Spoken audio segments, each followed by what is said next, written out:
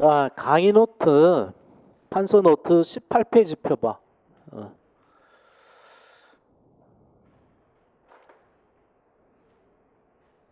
자, 그리고 기본서 교재는 58쪽 고소효력, 고소 불가분 원칙. 뭐 모르는 말이 막 쏟아져요. 고소 불가분 원칙. 고소의 효력이 나눌 수 없다 이 말이야. 불가분, 나눠지지 않는다 얘기인데,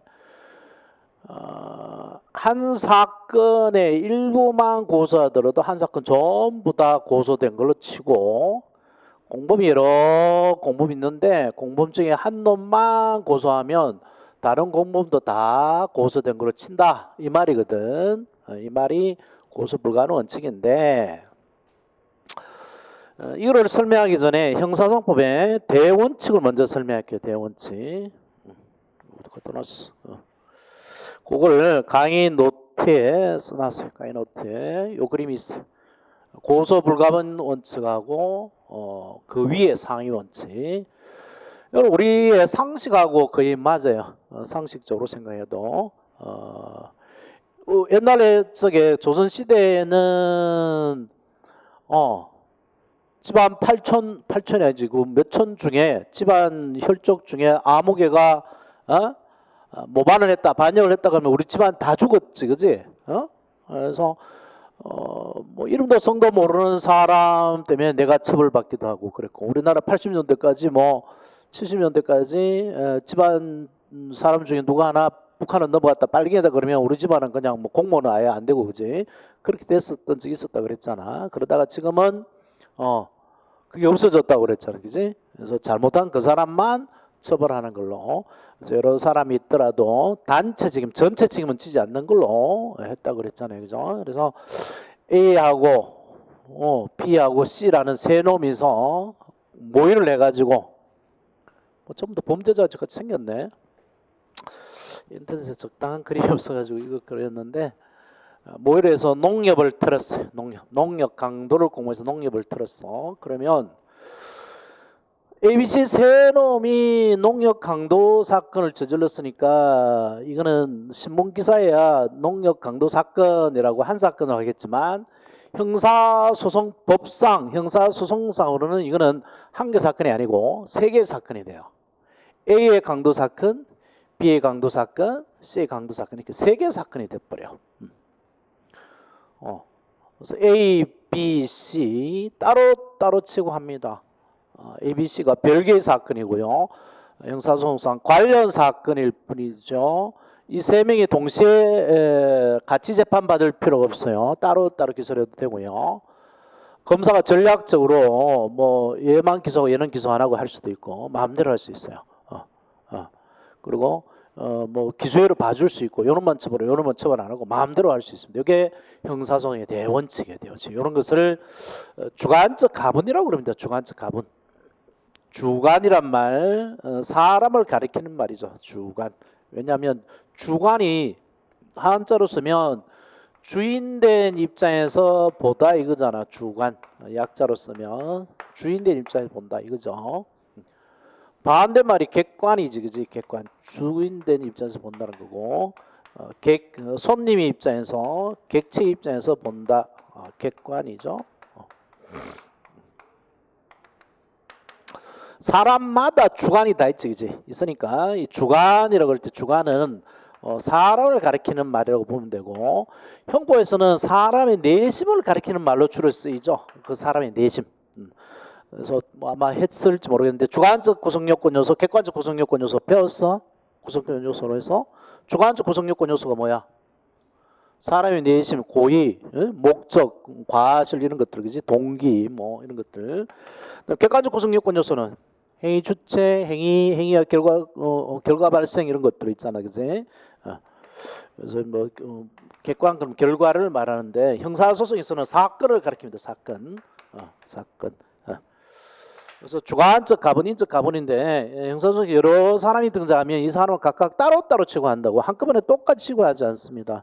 그래서 A가 농협 강도 자백했다고 B하고 C하고 다 짜고 했습니다라고 자백했다 하더라도 A만 자백하는 것이 되지 B, C 자백한 것으로 되지 않죠. 그죠? 그 다음에 B만 검사가 낸 증거에 대해서 증거로 쓰겠습니다라고 증거 동의해주면 증거 동의는 B만 증거 동의한 것이 되지 A, C는 증거 동의한 것으로 되지 않아요. 그래서 서로 별개가 됩니다. 인적 가분이죠. 그 다음에 객관적 불가분, 물적 가분은 사건을 말하는 건데요.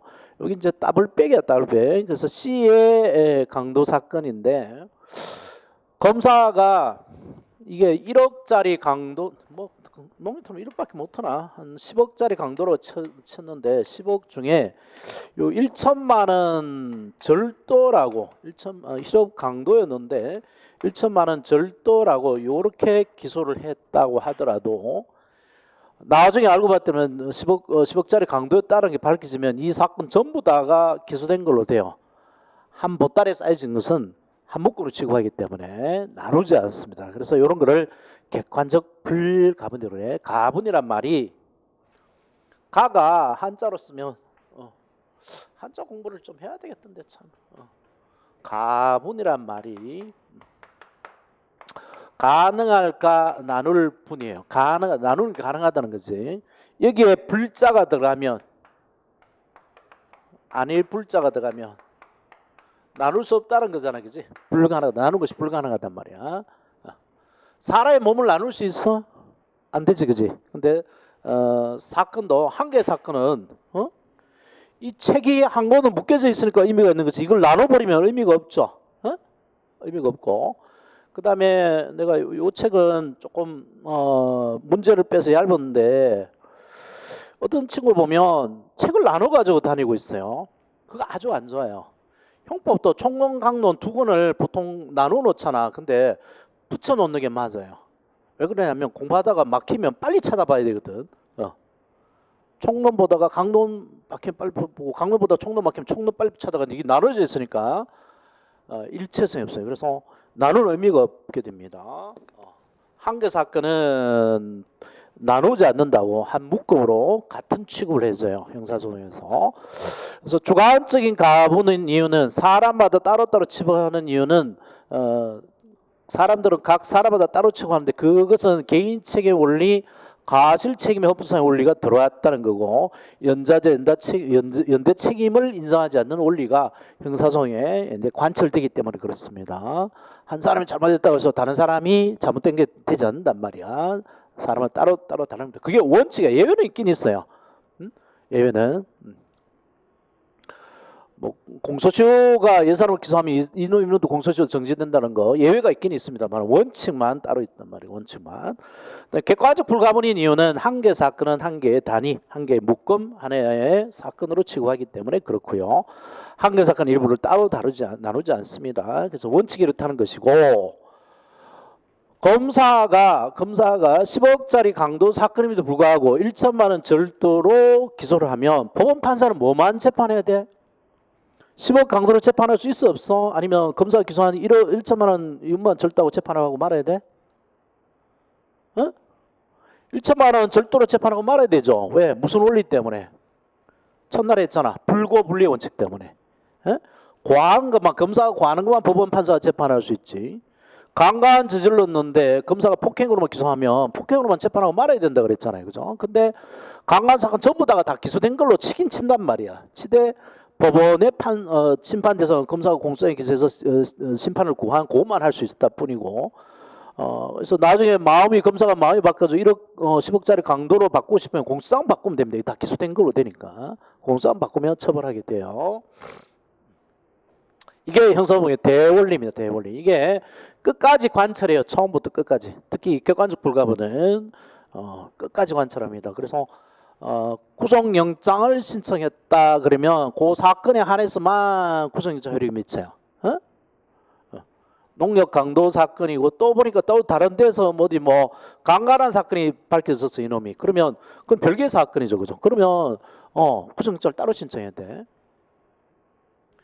지금 MB 좀 각하 난리 났어 지금. 큰일 났어. 부들부들 떨고 안만 막아도 이게 참 오랫동안 한 8년 동안 방어를 했는데 더 이상 이제 안 되지. 왜냐하니까 어디서 뾰루게 나기 시작했니까 국정원 그 특별활동비 특활비가 있어요. 이거는 뭐 대북 자금이죠. 대북 자금인데 이걸 특활비를 지들이 써버렸잖아. 개인적으로 유용해버렸잖아. 여기서부터 꼬투리 잡히기 시작해가지고 요거 수사하면서 이제 MB한테 상납했냐 안 했냐, 원세훈이 국정원장 원세훈이 개인적으로 썼냐 안 썼냐 이거 조사가 쭉 들어갔는데 영포 빌딩에 지금 들어가 있는 이걸로 압수수색이 들어갔거든. 했더니만은 엉뚱한 게 터졌어. 엉뚱한 게. 청와대에 있는 자료하고 그다음에 뭐 다스 자료하고 이런 엉뚱한 게 나왔어요. 그래서 청와대에 있는 대통령 기록물이 아무리 MB가 대통령이 지냈다 하더라도 국가기록원 뭐 밖에 갖고 놓은 것 자체가 대통령 기록물법 위반이야. 옛날에 노무현 저쪽에 저거 뺐다고 해서 막 난리쳤던 때가 이때잖아. 그래서 이거 영포 빌딩 지하실에 숨겨놨다가 이거 특활비 그러니까 압수수색 이게 국고 손실죄인가 그렇더라고. 그 혐의로 압수수색에 들어갔는데 이게 턱 걸린 거야. 그러자 이 MB 쪽에서 공문을 보내가 이거 원래 청와대에 가 있을 건데 우리가 실수로 잘못 갖고 왔으니까 청와대로 보내줘라. 저 국가기록물실로 보내라고 공문을 보냈어. 이 말은 여기에 어마어마한 비밀이 들어가 있다는 거지. 검사가 보면 안 되는 게 들어가 있다는 거지. 그래서 이걸로 다시 압수수색 영장을 또 받았어요. 영장에 기재되어 있지 않는 다른 범죄 사건을 발견했기 때문에 영장을 새로 받아야 돼요. 요 사건하고 요 사건 다르잖아, 그제? 그래서 한 개 사건은 한 개 단위로 취급합니다. 이게 형사법 대원칙이란 말이야. 구속영장의 효력도 한 개 사건 단위로. 별개의 사건이 밝혀지면 또 영장을 또 받아와야 돼. 예? 영장을 계속 받아와야 되죠. 그 다음에 기소했을 때 전부 다 상소하면 다 올라갑니다. 상소하면 한 개 사건이 단위야. 기판력도 한 개 사건의 범위로 기판력이 발생해요. 그래서 만약에 이게 10억짜리 강도였는데 1천만 원 절도로 재판받고 징역 살해했어. 근데 나중에 알고 봤더니만은 10억짜리 강도라는 게 밝히잖아. 그럼 나중에 10억짜리 강도로 기소할 수 있느냐? 안 돼요. 무슨 효력이 있다 그랬지? 일사부재료력, 기판력이 있다 그랬잖아. 한 번 재판받은 거는 두 번 다시 재판 안 받는단 말이야. 처벌되지 않아요. 자, 요 원리가 고소의 경우도 그대로 적용되느냐 얘기인데 그대로 적용 안 됩니다. 그 예외가 있어요. 그렇기 때문에 미리 대원리를 이야기한 건데, 자, 고소의 경우도 고소효력은 나눌 수 없다는 불가능 원칙인데 객관적 불가분이 있고요. 주관적으로는 가분이 아니고 불가분입니다. 그래서 둘 다 불가분이에요. 객관적 불가분, 주관적 불가분인데, 객관적 불가분은 한 개 사건 일부에 대한 고소는 한 개 사건 전부에 미친다는 거예요. 이것도 적합한 예를 못 들어서 옛날 강간죄 예를 그대로 들고 있는데, 둘 다 친고죄인 경우, 그럴 수가 있나? 그런 경우 없는 것 같아요. 그 친고죄 속에 비친고죄가 들어가 있는 게 별로 없는 것 같아요. 그래서 이해를 들게요. 옛날에 강간죄에 이제 있었는데, 고소장에는 강간 다 했다는 말을 못하고 폭행 다 했다는 말만 한 거야. 이걸로 고소했잖아. 그러면 고소율이 전부 다 안 미칩니다. 강간까지 미쳐요. 그래서 옛날에 그 친고죄였을 때 강간죄 고소를 받았어야 되는데 안 받았어도 됐어요. 이걸로만 고소 받았다면. 그래서 한 개 사건 일부에 대해서 고소를 하면 한 개 사건 전부 고소된 걸로 쳐준단 말이야. 그게 고소의 객관적 불가분이고요. 주관적 불가분은 A, B, C 세 놈이 있는데 A, B, C 세 놈이 인터넷에다가 갑을 모욕을 했어요. 그래서 A만, 정범 A만 처벌해달라고 고소장을 내면 공범 B, C도 다 고소된 걸로 칩니다. 이게 고소의 주관적 불가분이에요. 아까 형사소신 사람이 여러 명 등장하면 각각 따로따로 나눠 취급한다 그랬잖아요. 그지? 주관적 가분이 대원칙인데 요거는 예외적인 원칙입니다. 예외적 원칙으로서 이렇게 다 똑같이 취급해요. 그래서 한 놈만 고소하면 다른 놈도 다 고소된 걸로 치고, 한 놈만 고소 취소하면 다른 놈도 다 고소 취소된 것으로 돼버려.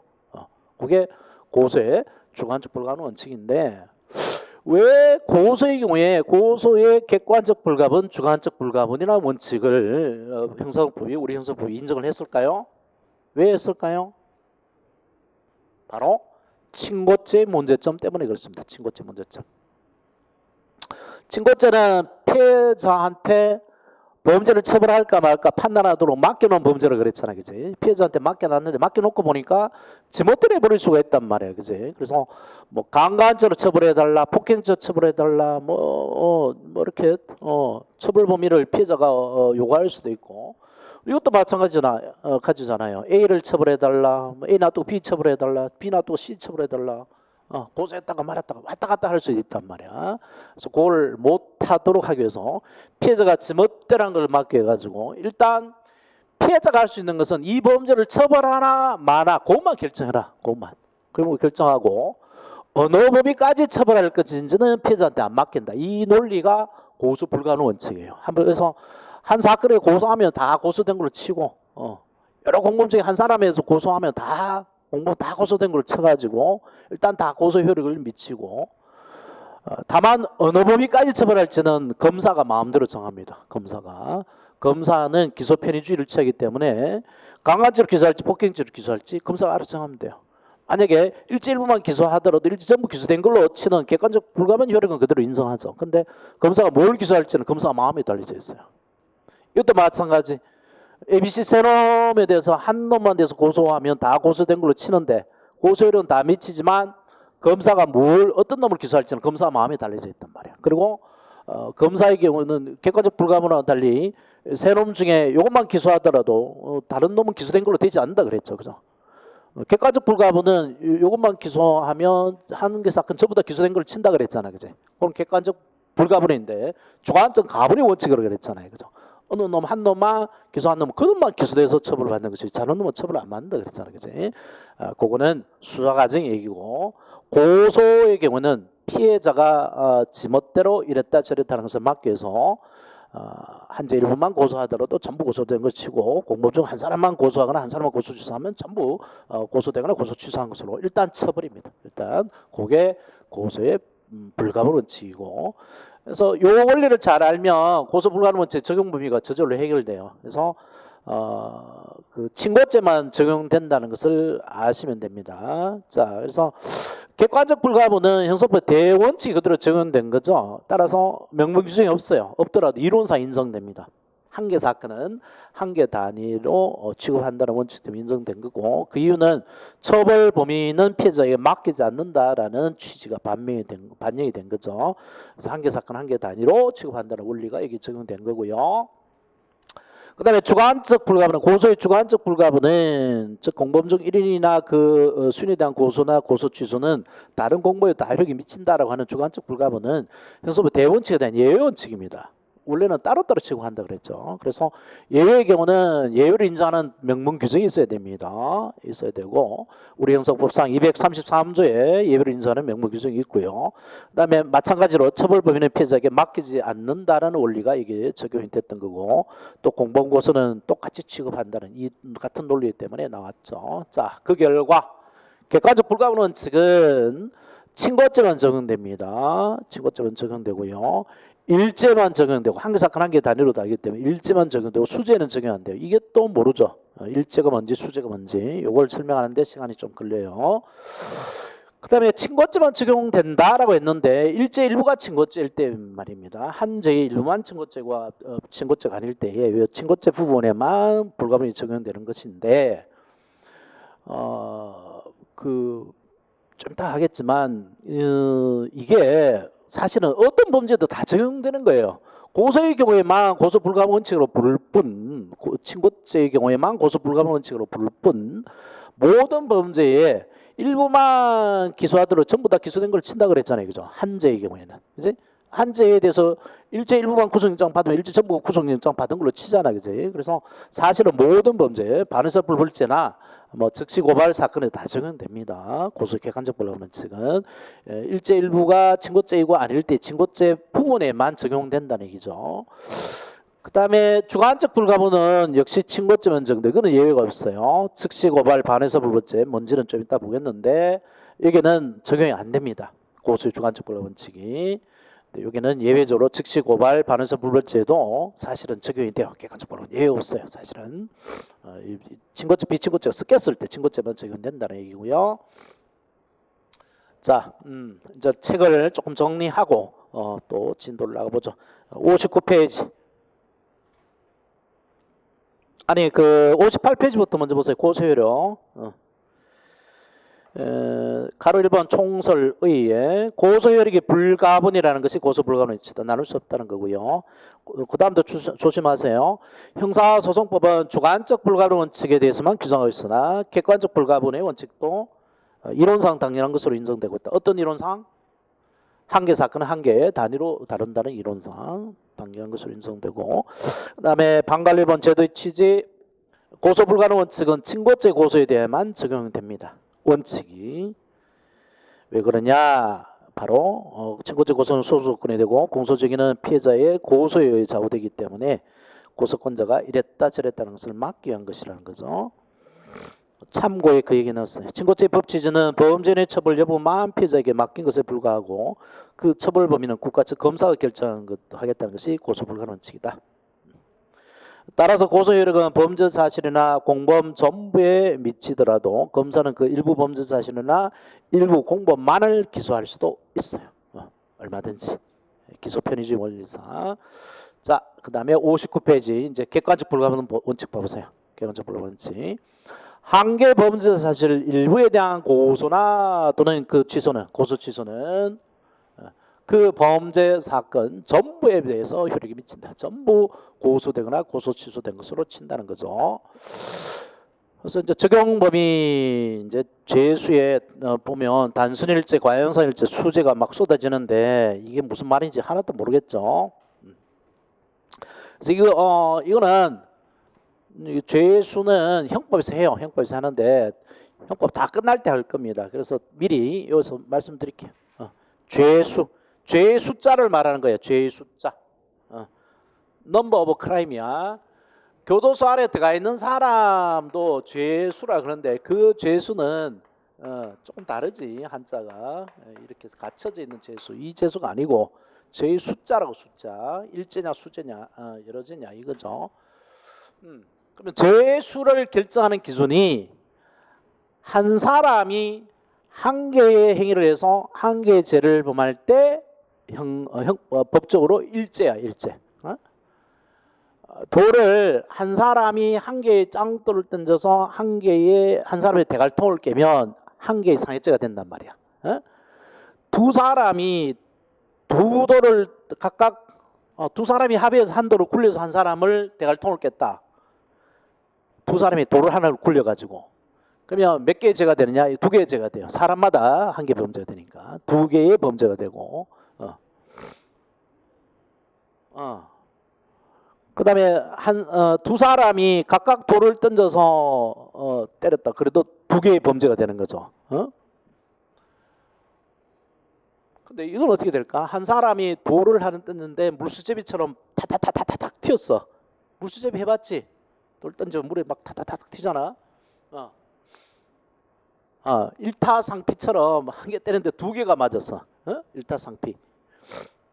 그래서 돌을 던졌는데 지나가던 차 유리창을 깨고 운전자의 머리통을 깼어. 머리통을. 근데 이게 송괴죄고 여기 이제 상해죄인데 돌을 하나를 던졌단 말이야. 돌 하나를. 그럼 몇 개 죄가 될까요? 한 돌을 던져서 이게 두 개 죄가 돼요. 두 개의 죄를 범하잖아. 송괴죄, 상해죄, 그지? 두 개의 죄가 돼. 한 죄를 범했을 때. 자, 그래서 요 기준 사람이 달라지면 별개의 범죄가 되고 행위가 여러 개도 범죄가 되고. 그러면 한 놈을 죽이기 위해서 그냥 칼로 여러 번 바바바박 찔렀다 그러면 이것도 수개의 살인죄가 되나? 일단 나중에 이야기했는데 일단 수개의 살인죄가 됩니다. 근데 그걸 개별적으로 판단을 하지 않죠. 그다음에 한계 죄를 범했을 때 일제다. 자, 그걸 알고 한 사람이 했다고 치고요. 한 사람이 한 행위를 해서 한계 범죄를 저질렀다 보십시다. 한 사람을 한계 전제라고요. 그래서 죄인은 일죄하고 수죄 여러 죄로 나눠져요. 수죄, 세브룰이죠. 수죄 여러 죄. 그래서 일죄는 한 사람이 한 행위를 한계 죄를 저지르는 거죠. 돌을 하나를 던져서 한 사람의 대가리를 깨거나 절도를 하거나 폭행을 하거나 이런 거죠. 수죄는 그러면 여러 행위를 해서 여러 죄를 저지른 거죠. 돌을 수개를 던져서 여러 사람의 대갈통을 깼다. 돌을 던져 여러 차를 깼다 이거죠. 그래서 이게 뭐 그럴 수도 있고 뭐 절도하고 뭐 폭행하고 또 뭐 강간하고 여러 죄를 저질렀을 수도 있죠. 이러면 각각 별개의 범죄죠. 별개의 범죄고 이제는 다른 범죄죠, 그죠? 별개의 범죄입니다. 그래서 동일성이 없어요. 동일성이. 그래서 이런 거를 경합범이라고 부릅니다. 경합이란 말이 형법, 형사법에서 자주 쓰이는데 하나의 목표를 두고 여러 개가 달라붙었을 때 경합이라고 그래요. 경합이 경쟁이죠. 경쟁이 붙다. 이 붙을 합이잖아. 경쟁이 붙었다라는 것을 경합이라고 그래요. 경쟁이 붙었다. 대통령 후보로 누구하고 경합이 붙었다. 국회의원 할 때 경합이 붙었다. 이런 말이 쓰잖아요. 그지? 경쟁이 붙었다는 거고. 한 사람이 여러 행위를 했으니까 이놈한테 여러 죄가 막 씌워지겠죠. 여러 죄로 처벌되겠지. 그지? 그래서 이게 바로 경합범이야. 여러 죄를 한꺼번에 저질렀으니까 경합범입니다. 경합범이고 오늘 서로 따로 처벌하죠. 검사가 하나하나 따로 처벌할 수 있어요. 하나하나. 그러면 여기 뭐 해볼까? 편의점에서 담배 한 담배 훔치고 그다음에 초콜릿 훔치고 뭐 양주 술 훔쳤어. 하나씩 매일 하나씩 훔쳐갔다고. 그러면 징역 6년 이하의 징역, 6년 이하의 징역, 6년 징역 사실 따로따로 맞죠. 그래서 검사가 따로 기소해서 처벌을 받으면 최장 18년을 맞을 수가 있어요. 6년. 근데 그렇게 하지는 않지, 그지? 아니 뭐 그렇게 하면 그렇게 되고 한꺼번에 기소하면 좀 깎아줘요. 한꺼번에 거기 경합범 처벌례가 있습니다. 한꺼번에 하면 좀 깎아줘요. 나중에 경합범에서 보고. 자, 그 다음에 이렇게 죄의 수는 한 개 죄인 일죄와 여러 개 죄인 수죄로 나누어지는데 이럴 수가 있습니다. 한 개 행위로 한 개 죄를 저질렀을 때가 단순 일죄이고 한 개 행위로 수개의 죄를 저질렀을 때 아까 본 돌 하나를 던져서 차유리창도 깨고 운전하는 사람 머리통도 깼다 그러면 손괴죄하고 상해죄 동시에 두 개의 죄를 저지른다 그랬죠. 그죠? 그러면 이거는 한 번 처벌해야 될까? 여러 번 처벌해야 될까? 일단 참 이거는 일죄야 수죄야? 일죄야 수죄야? 수죄죠. 저질른 죄가 여러 개잖아. 한 개 죄가 다르잖아. 그죠? 그러면 한 죄는 일죄는 아니잖아. 수죄잖아. 그죠? 여러 죄인데 그러면 손괴죄로 징역 때리고 상해죄로 징역 때려서 감옥에 보내야 돼? 그럼 얘가 억울하겠죠. 내가 돌을 두 개 던져서 두 개를 죄를 저질른 놈하고 내가 똑같이 처벌하면 어떻게 되냐? 돌 두 개 던져 놈하고 한 개 돌 던져서 두 개를 작살낸 거하고. 그래서 억울하니까 한 번만 처벌합니다. 네가 돌을 하나 던졌으니까 저질른 죄는 두 개의 죄지만 한 돌을 던졌으니까 한 개 죄를 처벌합니다. 그러면 어느 죄로 처벌할까요? 어느 죄로? 손괴하고 손괴죄하고 상해죄하고. 근데 차의 종류에 따라 다르지 않을까 싶기도 하는데 이 차가 롤스로이스나 마이바흐쯤 되면 이게 더 큰 죄가 아닐까 싶긴 한데 법적으로는 손괴죄보다 상해죄가 항상 높죠. 이거 돈이야 물어주는 게 이게 더 크게 물어줘야 되겠지만 그래서 형이 상해죄가 더 셉니다. 그래서 형법 40조에 가장 중한 죄에 정한 형으로 한 번만 처벌하도록 되어 있어요. 한 번만. 그렇기 때문에 이런 경우를 과형상 일죄라고 합니다. 과형상. 잘 알아야 돼요. 형벌을 가하는 데 있어서 일제단 말이에요. 실제로 수재란 얘기죠. 그 말 속에. 실제로는 수재인데 형만 한 번만 때리니까 형벌을 가하는 데서 일제라 그러고, 이제도 경합이 붙어 있죠. 그죠? 그래서 이것도 경합범입니다. 경합범. 경합범인데, 아까 본 여러 돌을 던져서 여러 사람을 대갈통을 깬 이 경합범하고 요 경합범하고는 뭔가 다르죠. 뭐가 달라? 여기는 행위가 하나고 여기는 행위가 여러 개잖아. 그래서 얘네들은 각각 따로따로 처벌하기 때문에 경제에 붙어 있지만, 얘네들도 이제 경제에 붙어 있지만 한 번만 처벌하고 만다 그랬죠. 그죠? 그래서 상상적으로만, 머릿속에서만, 생각 속에서만 경합이 붙어 있다. 그래서 상상적 경합이라고 그럽니다. 상상적 경합이라고 그러고, 이 실제적인 경합을 실체적 경합이라고 그래요.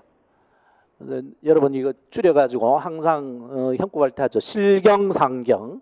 실경상경 이렇게 부르는데, 나는 그렇게 요약하는 걸 되게 싫어해요. 실경상경, 상산적 경합범, 실체적 경합범. 상산적 경합범은 과형상일제다. 실제는 수재지만. 자, 그래서 다시 죄는 일제하고 수재로 나눠지는데, 일제는 단순 일제도 있고 과형상 일제도 있습니다. 그런데요, 또 하나가 있어요. 또 하나가. 얘네들은 사실은 수재예요. 수재. 한계행위로 한계죄, 한계행위로 죄졌는데, 아까 뭐 담배 하나, 그다음에 뭐 초콜릿 하나, 또 뭐 해서 술, 와인 하나 이렇게 매일 들고 가면 절도죄 6년 만든다 그랬잖아, 그지? 근데 얘가 알바를 했는데 1년이면 한 300일 출근해야 되죠. 300일 알바를 했어. 알바를 했는데 매일 집에 저녁 퇴근할 때마다 이거 하나씩 들고 간 거야. 담배 하나씩, 뭐 초콜릿 하나씩, 몇천 원씩, 몇만 원씩 이렇게 들고 가. 그러면 날마다 6년 이하짜리 절도죄를 저지르죠. 절도. 그러면 이걸 따로따로 기소하면 최대 몇 년 동안 맞는다 그래서 300번 절도했으니까 300 곱하기 6하면 362 18에다가 똥똥 붙으면 징역 1800년 이하 절도에 처하게 돼요. 징역 1800년 이하. 물리적으로 보고 그렇지, 그지? 하나하나 다 하면. 물론 한꺼번에 기소하면 좀 깎아준다 그랬잖아, 그지? 그래도 너무 세요. 그래서 이 범죄는 하나의 단일한 의사로, 얘가 앞으로 쭉 해서 밤마다 갖다 처먹으려고 작정한 놈이니까 이거는 의사가 하나라고 봐가지고 한 개 범죄로 처벌하고 맙니다. 이런 거를. 그래서 이런 거를 싸서 묶는다는 거죠. 싸서 묶어서 상습절도로, 이런 절도의 경우는 상습절도 한 개 죄로 처벌하고 말아요. 이 많은 범죄를 쌀포 묶을괄이죠. 쌀포 묶을괄, 포괄, 포장, 포장할 때 포가 쌀포야. 포대기, 싸서 이거 저거 띠로 두르는 것, 포대기. 쌀포입니다. 괄이 묶을 괄이죠. 괄호라는 것이 묶는다는 거예요. 요거 묶는다 이 말이야. 괄호. 포괄일제, 싸서 묶어서 한 개 범죄로 처벌합니다. 상습범. 근데 아까 그 얘기했잖아. 살인을 하려고 하는데 사람을 칼로 찔렀어. 찌를 때마다 살인, 하나의 살인죄가 된다 그랬잖아. 한 번에 팍팍팍 찍어서 많이 묻다 아이가 이럴 정도로 많이 찔렀단 말이에요. 그러면 얘도 그 수많은 살인 행위를 한 개의 포괄일죄로 처벌하고 말아요. 하나의 죽이려는 하나의 의사로 봐서 찔렀다 해서 포괄일죄로 처벌하고 맙니다. 포괄일죄가 형법에서 여러 종류가 있는데 한 5가지 크게 나누는 종류가 있어요. 근데 지금 알아둬야 될 것은 형사법에 쓰이는 포괄일죄는 일단은 3가지만 기억하시면 돼요. 3가지만. 계속범, 영업범, 상습범, 요 3가지만. 계속범. 계속범이라는 게 그 강금죄 같은 게 있어요. 강금죄. 강금죄. 나쁜 의사들이 그런 짓을 가끔 하는데, 아버지가 병원자인데 건강관리를 잘해가지고 90 넘까지 계속 병원자를 하는 거예요. 근데 아들이 이제 나이 70이 다 됐는데 아직까지 의사 노릇을 하고 있으려니까 답답해가지고 아버지를 정신병원에 가둬버려. 가두고 자기가 이제 원장을 하는 거야. 또는 회사도 그런 사람 있잖아. 그러면 아버지를 병원에 정신병원에 가두는 순간 강금죄가 되죠. 그럼 매일 하루에 강금죄가 쭉 계속 범죄가 되잖아. 퇴원할 때까지, 그지? 감금죄가 되는데 매일의 하나의 감금 행위가 전체적으로 포괄해서 한 개 범죄가 됩니다. 전체적으로 하나의 감금죄가 된단 말이야. 계속범이고 그 다음에 영업범 무면허 의료 같은 게 있어요. 무면허 의료 야매라 그러지. 무면허 의료 뭐 코 성형 그다음에 이 같은 거는 워낙 비싸니까 야매들이 많지. 이빨 이렇게 해놓고 이런 거 무면허 의료를 하는데 이것도 시설을 갖춰놓고 하루 하나 이틀 하나 3일 하나 4일 하나 뭐 1년 내내 하나 한 개의 무면허 의료가 돼요. 또 영업적으로 계속 할 거니까 영업범 직업범이 포괄해서 한 개 범죄가 됩니다. 그 다음에 금방 본 상습범 상습 절도 상습 폭행 이런 것들 또 포괄 일자가 되는데 그래서 요 계속범 영업범하고 상습범하고 포괄 일자다. 요것만 알아두시고 앞으로 몇 군데 이상 계속 나옵니다. 이 말을 모르면 요 기초 개념을 모르면 형사법이 그 뜻을 정확하게 이해를 못하고 상황을 이해를 못하기 때문에 머릿속에 막 답답해요. 저 사람이 뭘 얘기하는지 몰라. 그래서 요 기초 개념을 잘 갖고 있어야 됩니다. 자, 그래서 다시 죄수는 일제하고 수제로 나눠진다. 일제하고 수제. 일제 속에는 단순 일제, 과연선 일제, 포괄 일제 세 가지가 있고 수제는 다른 말로 뭐라고도 부른다? 경합범. 과형사 일제는 다른 말로 뭐라고도 부른다고? 상사적 경합범이고 그러면 봐봐요. 그러면 일제 일부만 고소를 하거나 과연사 일제 일부만 고소를 하거나 포괄 일제 일부만 고소를 했어. 그러면 이 고소 효력이 한 범죄 전부 다 미칠까 안 미칠까? 다 미치겠지. 일제는 한 개 단위로 한 개 사건 한 개 단위로 치고 한다 그랬잖아, 그지? 근데 수재의 경우에 요 한 범죄에 대해서 고소를 하면 이 다른 범죄 고소 효력이 미쳐 안 미쳐? 안 미친다고 서로 별개의 범죄로 그랬잖아, 그지? 그래서 경합범은 서로 별개의 범죄니까 서로 별개라 그랬죠. 동일성이 없다 그랬죠, 그죠? 일제의 경우는 동일성이 있어요. 같은 거예요. 같은 거란 말이야. 자, 그래서 뒤에 많이 쓰니까 그것도 어떻게 해놨죠, 내가. 동일성이 있다, 즉 같은 사건이다. 수재는 경합범은 동일성이 없다, 즉 별개의 사건이다. 다른 사건이다. 동일성 없다 옆에다 다른 사건 써놔. 거기 빠져 있네. 동일성 있다 옆에는 같은 사건으로 되어 있고요. 동일성 없다, 동일성 X 해놓은 데는 다른 사건이다 써놔. 다른 사건이다. 자, 그러면 고소의 객관적 불가능 원칙은 일제에만 적용이 된다는 얘기죠. 수재는 적용 안 된단 말이야. 그래서 불가분 원칙은 일제만 적용되고 수재는 적용 안 된다. 근데 이제 요거 맞아 하고 가죠. 과형사 일제가 여기 조금 복잡합니다, 사실은. 그리고 옛날 시험에 많이 나왔는데 요즘에 그 친고죄가 많이 없어졌기 때문에 이쪽이 잘 안 나와요. 근데도 요런 정도로 알아둬야 되는데. 자, 다시 과형사 일제를 보면 한 개 행위로 수개의 죄를 저질렀단 말이야. 근데 둘 다 친고죄가 피해자가 같으면 둘 다 피해자고 친고죄 같으면 피해자 같으면 불가능 원칙이 적용됩니다. 그래서 인터넷에 뭐 한 놈이 A에 대해서 그 모욕도 하고 하나 행위로 모욕도 하고 뭐 그게 되나? 그 예를 잘 못 들겠어. 옛날에 그 성범죄가 있을 때는 쉬웠는데 근데 이 한 개 행위로 저지른 수개의 죄가 둘 다 친고죄이더라도 피해자가 달라지면 고소 불가능 원칙 적용 안 돼요. 왜냐하면 피해자마다 따로따로 마음이 다 다를 거니까. 만약에 같은 피해자라면 요것만 고소하면 이 고소 효력이 요도 미치는데 피해자 A가 고소한 것은 A 마음이고 피해자 B는 따로 할 거니까 그래서 한 개 행위로 수개의 죄를 저질렀는데 그게 둘 다 친고죄라더라도 피해자가 달라지면 불가능 원칙이 안 됩니다. 그리고 너무나 당연하게 한 개로 행위로 수개의 죄를 저질렀는데 친고죄고 친고죄 아니면 이거 불가능 원칙 적용 안 된다 그랬죠, 그죠? 친고죄만 적용된다 했으니까.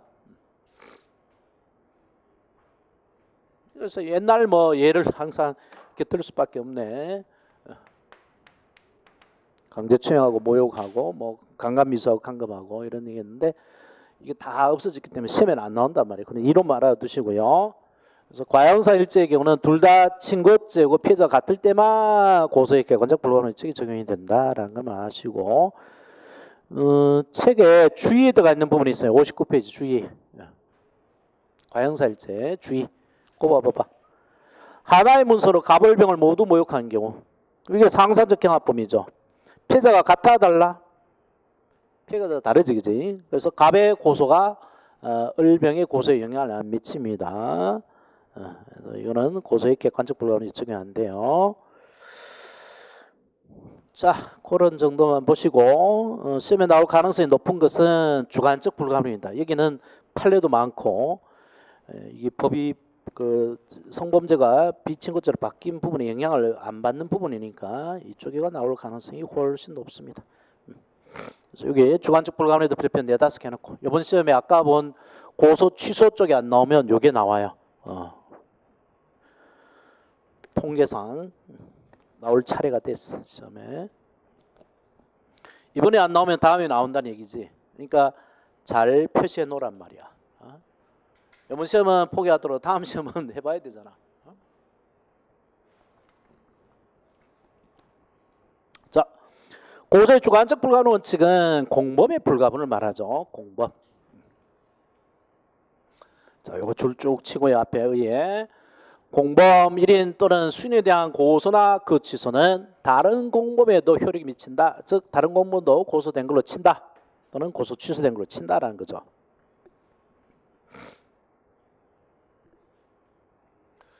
형법 총칙상의 공범뿐만 아니라 필요적 공범에도 각칙상의 공범에도 다 적용이 됩니다. 근데 이것도 말 모르지 뭐. 총칙상 공범, 각칙상 공범 형법에서 하는 거란 말이야.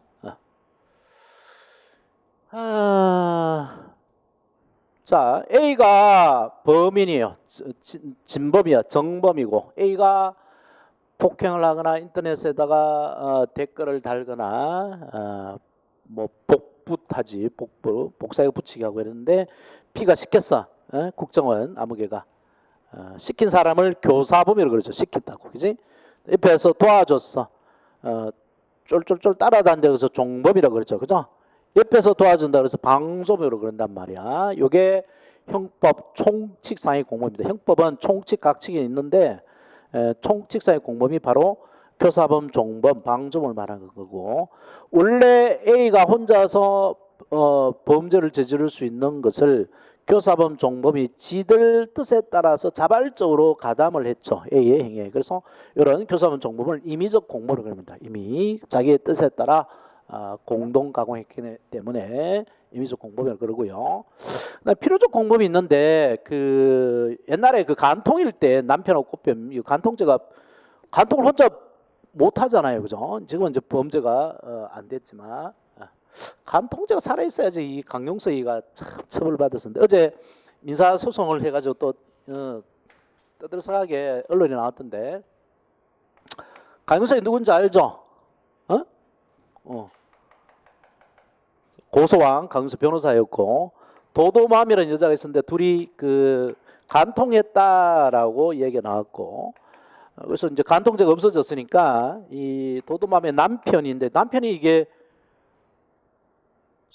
스키 강사고 TV에 자기 이름을 밝혔어. 이제 이름을 밝혀가지고 이번 TV 해설자로 나온대. 해설자로 둘이 이제 이혼했고. 근데 이혼하기 전에 이놈하고 인연이 둘이 간통해서 나한테 정신적 손해를 끼쳤으니까 강용석한테 1억 배상하라고 손해배상을 건 거야. 징벌적 배상으로. 그래서 그걸 반을 받아줬어요. 그래서 5천만 원을 배상하라. 그리고 니들은 간통, 옛날 같은 간통, 부적절한 관계를 가졌다라는 것을 증거로 인정을 해버렸어요. 간통죄 있었으면 이제 처벌됐겠지. 간통죄로 징역 몇 년에도 처벌됐을 2년 이하지만 처벌됐을 텐데 안 하고 이제 그걸 인정한 겁니다. 그러면 이거잖아요. 이거 둘이 혼자서 뭐 한단 말이야. 그리고 이제 친고죄는 아니지만 그 공범으로만 저지를 수 있는 게 뇌물죄 같은 거 있죠. 뇌물죄. 뇌물죄는 주는 사람 받는 사람이 다 있어야 되잖아. 혼자 뇌물 주고받고 처벌받을 수는 없죠. 그런 게 공범으로서만 범죄를 저지를 수 있도록 되어 있기 때문에 필요적 공범이 그래요. 형법 각칙 규정상 그렇게 공범으로만 범죄를 저지를 수 있게 규정이 된 게 있죠. 더 많아요. 뭐 소요죄 같이 폭행 협박해 가지고 소요를 일으켜서 나라를 혼란에 빠뜨린 거 이런 것들, 내란 같은 것도 공범으로 할 수 있죠. 그런 필요적 공범이 있는데 어쨌거나 간에 임의적 공범이든 필요적 공범이든 모두 포함합니다. 모두 공범 1인 또는 수인에 대한 고소는 다른 공범에도 효력이 미쳐요. 그래서 정범만 처벌하겠다고 고소하면 교사범 정범도 고소된 걸로 되고, 방조범 얘는 봐주겠다 고소 취소하면 정범 교사범도 다 고소 취소가 돼버려요. 옛날에 이게 그 간통죄가 친고죄였을 때 남편만 고소 취소하면 얘도 고소 취소, 꽃뱀만 고소하겠다 해도 남편도 처벌되고 그랬었어요. 불가원칙이고, 자, 그와 관련된 판례가 있는데, 자, 요 판례가 또 최근 판례로서 그렇게 최근도 아닌데 시험에 많이 등장해요. 그래서 공범이 여러 명이 있으면 A, B, C 세 놈이 있는데 피해자가 이렇게 고소를 한 거야. 얘는 처벌해 달라라고 고소를 했고요. C에는 고소하지 말아 달라라고 고소 취소를 해버렸습니다. A는 처벌해 달라고 그랬고 C는 처벌하지 말아 달라고 이런 고소를 했어요. 그러면 형사고법상 고소 불가능 원칙에 따라 A만 처벌해 달라고 요구하면 B, C도 처벌하는 것으로 되죠, 그죠? 그죠? 다 처벌되는 걸로 되고 고소되는 걸로 되고, 그다음에 C만 처벌하지 말아 달라고 하면 B, C도 다 A, B도 다 처벌하지 말아야 되죠, 그죠? 그래서 이런 경우는 서로 모순되는 고소이고, 모순된 고소는 고소 효력이 없어서 무효인 고소가 돼버립니다. 자, 그거 하는 판례요. 고소 불가능 원칙상 공범 중 일부에 대한 처벌을 구하고 나머지 처벌을 원하지 않는 내용의 고소는 적법 고소를 할 수 없다. 모순된 고소이기 때문에 무효인 고소가 되고 고소가 없는 것이 돼버려요. 이러면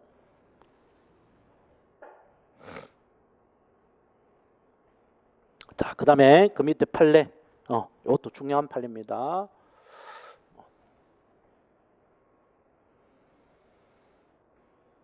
자, 이게 뭐냐니까 이것도 이제 다 변경이 된 건데,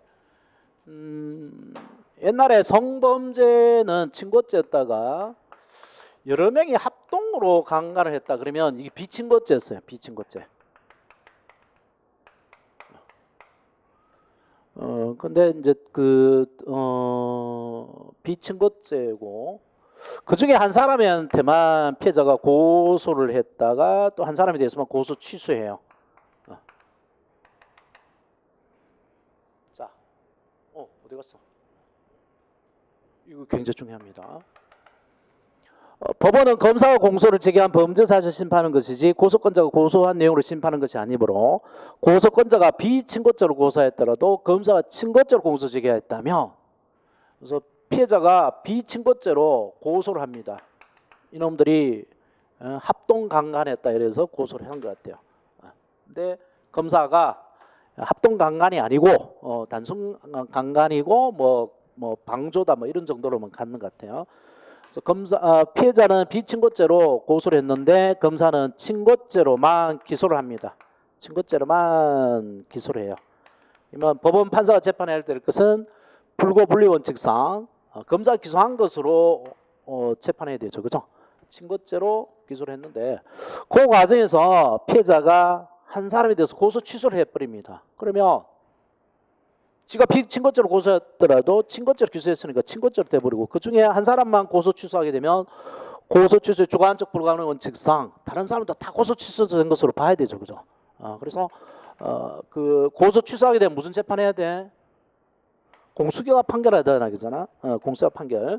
그래서 공수기가 판결하고 끝내야 됩니다. 이 경우에 하였다면 공소장 변경 절차를 거쳐 피친고죄로 변경되지 않는 한 법원으로서는, 검사가 친고죄로 기소했으니까 법원으로서는 친고죄 소송권이 되는 고소 유효하게 존재하는지를 직권으로 조사 심리해야 된다. 자, 노랗게 된 거 줄 치세요. 유효하게 돼요. 이게 시험에 나와요, 지문에. 요즘 막 지문이 길게 나오는데 이런 판례가.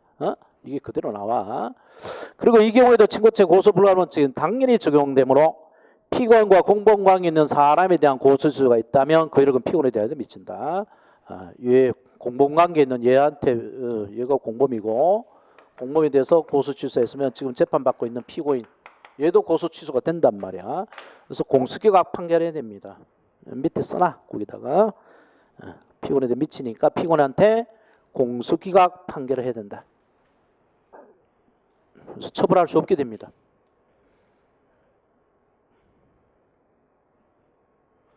그래서 나중에 뒤늦게서 알고 얘를 처벌하려고 다시 고소할 수 있어 없어? 안 되죠. 한번 고소하고 고소했다고 고소 취하면 다시 고소 못한다 그랬잖아요, 그지? 그래서 영원히 처벌할 수 없게 돼버려요. 그래서 처벌 절차에 또 깜빡하면 이런 결과가 나옵니다. 자, 그 다음에 적용 범위 가볼까요? 적용 범위. 이것도 중요해요. 고소의 주관적 불가인 적용 범위는 절대적 친고죄의 경우는 항상 적용됩니다. 절대적 친고죄 어떻게 외우라 그래서? 사모 비누, 사자미훼손죄, 모욕죄, 비밀침해죄, 업무상 비밀 누설죄, 그지? 그 사모 비누의 경우는 가해자하고 피해자하고 신분관계 있든 없든 무조건 모든 사람에 대해서 다 고소 있어야지만 처벌하는 거니까 이때는 항상 적용됩니다. 근데 상대적 친고죄의 경우는 신분관계에 있는 친족이란 신분관계에 있는 자끼리만 친고죄가 되고 신분관계 없는 사람은 친고죄가 안 된다 그랬잖아요, 그지? 그래서 삼촌 집에 큰 조카, 작은 조카, 조카 친구하고 가서 썰이를 했으면 큰 조카, 작은 조카는 신분관계에 있으니까 삼촌이 고소를 해야지만 처벌하지만 조카 친구는 얘는 고소하든 안 하든 그냥 처벌된다 그랬죠, 그죠? 자, 그래서 이런 경우는 절대 친고죄의 경우는 정범에게만 고소하더라도 교사범 정범에 다 고소 효력이 미치는 거고 큰 조카, 작은 조카, 조카 친구 있으면 이 큰 조카한테 고소했다 그랬으면 작은 조카에도 그 고소 효력이 미쳐야 안 미쳐요? 미치지, 그지? 그 다음에 이 조카들한테 고소를 하게 되면 조카 친구들한테 고소 효력이 미쳐 안 미쳐? 안 미쳐요. 그리고 얘는 고소 있든 없든 처벌하죠. 이런 경우가 사실 많아요. 친족 상도례가 의외로 많습니다. 요즘에 또 그 CCTV가 다 있으니까 이제 곧 설이 다가오는데 설 때 집에 뭐 키우던 소가 있고 뭐 가축이 있는데 설 새러 간다고 요즘에 뭐 자동 그 장치가 돼 있으니까 해놓고 갔다 와서 보니까 소가 몇 마리 줄어 있는 것 같아. 안만 느낌상. 그래서 CCTV 돌려보니까 어떤 새끼가 소를 몇 마리 몰고 나간 거야. 그래서 경찰에 수사를 맡겼더니만 알고 봤더니 지 동생이야. 그거 팔아가지고 뭐 이렇게 화도 친다고 빼가간 거야. 마찬가지지. 동생 고소해 처벌하잖아요, 그죠? 조카들이 고소해 처벌합니다. 그런데 경찰에 신고하고 고소했다가 이제 그 조카의 아버지인 뭐 형이나 동생이 와서 봐달라고 막 손 비니까 얘들 고소 취소해요. 고소 취소해서 파출소 저 경찰서에 있는 놈을 꺼내주는데 얘는 어떻게 돼? 얘는 그냥 경찰서 계속 있죠. 얘는 혼자 처벌받아요, 혼자. 조카 친구는 고소 취소 효력이 안 미치기 때문에 고소하든 안 하든 얘는 처벌받죠.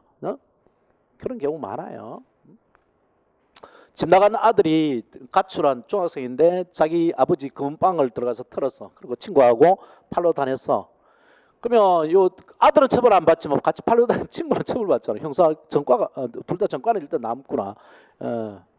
물론 이제 판사가 그 상황을 고려하겠지만 법적으로 그렇게 돼 있어요. 자, 그래서 상대 친고죄의 경우는 신분관계 있는 자에게만 고소불가능 효력이 미치지 신분관계 없는 자에게는 고소불가능 효력이 안 미칩니다. 이게 시험에 나온 것도 있는데 그 군대 갔던 군대 동기가 이제 그 휴가 와가지고 누나 집에 놀러 갔다가 누나 집에 있는 폐물을 훔쳐 갖고 나와서 룸살롱에서 쓴 거야. 그러면 누나가 이 동생을 처벌하겠다 고소하면 이 동생 군대 동기도 고소된 걸로 치느냐. 근데 얘는 고소하든 안 하든 처벌받는 거지, 군대 동기는. 그래서 남의 집에 가서 같이 털자 했을 때 걔 말 믿고 가다가는 엉뚱하게 그쪽은 친족 상도례 적용받아 처벌 안 받는데 엉뚱하게 따라간 놈이 처벌받아요, 조카 친구가. 그래서 이 사회생활할 때 조심해야 돼. 자기 집에 놀러 가자, 뭐 친척 집 놀러 가자 그러면 조심해야 돼. 걔만 처벌을 받고 나만 처벌받을 수 있게 되니까. 자, 그 다음에 또 중요한 얘기가 있어요. 그 다음에 아니 그 60페이지에 그 동그라미 상대 친구째 그걸 한번 봐봐. 그거부터 마저 보고 그 다음 중요한 얘기를 갈게요. 범인과 피해자 사이에 일정한 신분관계에 있는 경우에만 친고죄라는 상대적 친고죄 신적 상도에 있어서는 비신분자에 대한 교수 효력은 자 비신분자 밑에다 친구 써라. 친구에 대한 조카 친구에 대한 고소 효력은 신분자 조카라고 써놨어요. 조카에게 미치지 않고 신분자 조카에 대한 고소 취소는 비신분자 조카 친구에 효력이 없다. 다만 공범정보가 신분관계 있는 경우는 이원 제정된다. 전부 다 조카들끼리만 다 갔어요. 그러면 한 조카만 고소하더라도 다 조카 다 고소된 걸로 치고 한 조카만 고소 취소하면 다른 조카들도 다 고소 취소된 것으로 돼요. 마침내 거의 끝이 보이네. 좀 쉬었다 하죠.